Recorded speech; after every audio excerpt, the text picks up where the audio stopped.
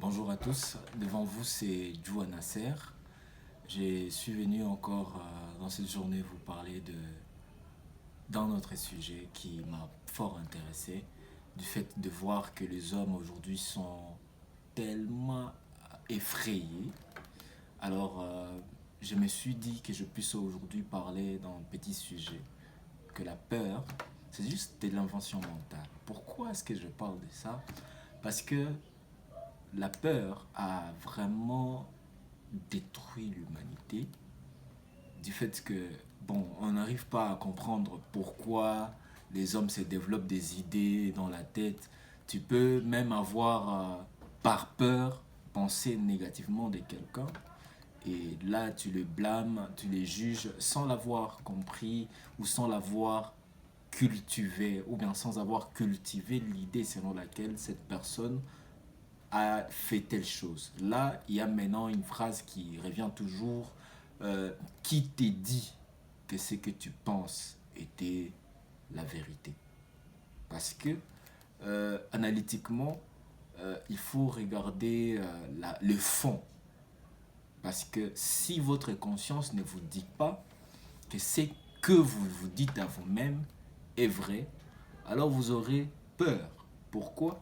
Parce que l'environnement dans lequel nous naviguons, il nous dit toujours ne fais pas ceci, pour ne pas, ne fais pas. Alors finalement, au lieu d'avancer dans sa vie, on a comme impression que l'on veut vivre une vie où on est toujours effrayé parce que si on arrive à tomber ou si on arrive à se relever, c'est un effet de la vie. Alors, je voulais te dire que comme c'est un effet de la vie, il faut que tu comprennes que les faits que tu te développes des pensées dans la tête n'est pas nécessairement que cette chose-là existe. C'est comme quand les gens se disent que non, quelqu'un est en train de me poursuivre. Quelqu'un te poursuit, c'est vrai, mais dans ta tête. Parce que si on regarde analytiquement, on regarde les autres personnes, ils ne vont pas percevoir ce que tu penses. Autrement dit, il faut avoir quatre choses dans sa tête pour que nous puissions éviter la peur. Qu'est-ce qu'il faut comprendre? D'abord, il faut avoir la ferme confiance en soi. Pourquoi est-ce que je parle de la ferme confiance en soi? Parce que la confiance, il a une très grande évidence sur votre existence. Et quand vous avez la ferme confiance en vous, la peur n'a pas de place. Ça, c'est la première des choses. Pourquoi est-ce que je parle de cette première chose? Parce que la ferme confiance en soi, beaucoup de gens ne l'ont pas. Tu peux voir quelqu'un, il s'est dit, non, moi, je suis confiant que telle chose peut faire ceci. Mais c'est pas ce qu'il l'a dit. Il y a toujours la phrase trop facile à dire qu'à faire. Et alors, quand on pense à quelque chose et que c'est juste une pensée, ça ne va pas. Pourquoi? Parce que si on développe une certaine qualité d'esprit, on verra que la confiance en soi-même, ça te permet même d'éviter de faire confiance à des choses négatives. Parce que tout ce que l'on te dit de négatif n'est pas nécessairement quelque chose qui peut te faire mal. Comme par exemple, tu es en face d'un risque. La peur doit être affrontable, pas surmontable. Pourquoi est-ce que je parle de affrontable? Parce que nous devons nous donner une culture selon laquelle notre culture avance pour affronter la peur et non pas essayer de vouloir l'éviter. Quand on évite la peur nous poursuit. Mais quand on affronte la peur nous laisse les chemins. C'est en fait ça ce que je voulais dire en priori. En second lieu, je voulais parler de la connaissance que ce que vous doutez, c'est déjà le commencement de votre propre destruction. Pourquoi est-ce que je parle du doute?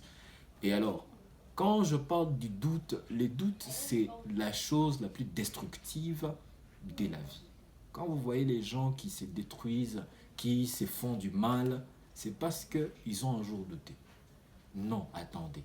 Si vous regardez les relations amoureuses aujourd'hui, l'un doute de l'autre, celui-ci doute de ceci pour ne pas faire. Surtout les entrepreneurs aujourd'hui, quand ils veulent faire quelque chose, bon, ils regardent la situation financière du pays, bon, ils se disent non, mais non, on ne peut pas s'aimer ici, c'est que c'est dangereux. Non, ce n'est pas forcément ce dicton qui dit que non, là où l'argent passe, il y a pas de coup de balle. C'est-à-dire, on peut même créer de l'argent dans les coups de balle, en fait.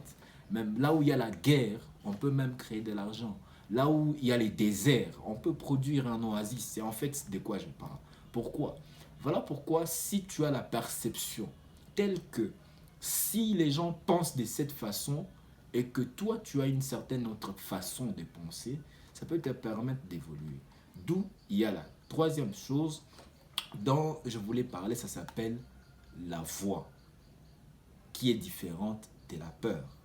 Parce que si vous connaîtrez ou vous connaissiez votre chemin, votre voie de vie, quoi qu'il arrive, vous n'allez pas avoir peur parce que vous savez que c'est le chemin.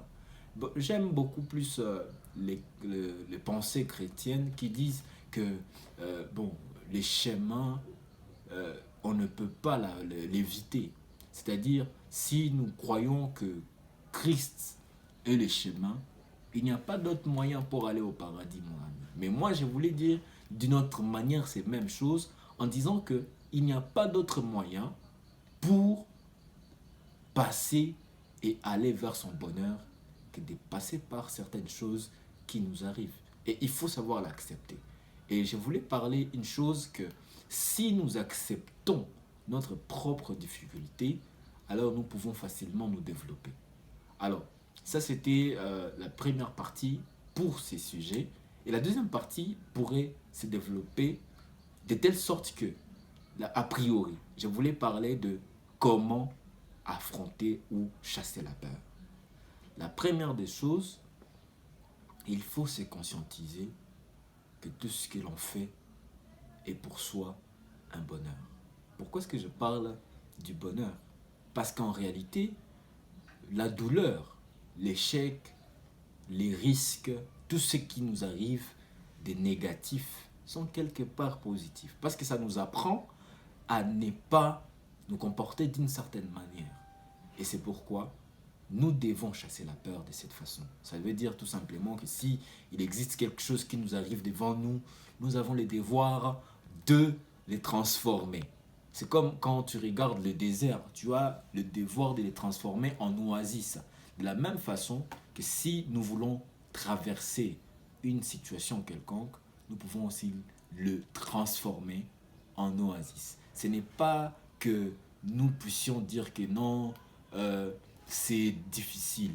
Même les océans que nous avons, les océans des vies, des océans des larmes, les océans de douleur, peuvent aussi être transformés en terre, c'est-à-dire quelque chose de merveilleux, quelque chose de vivable en fait. C'est pourquoi je voulais parler de cela, pour que nous puissions nous sentir très merveilleux. À bientôt mes amis.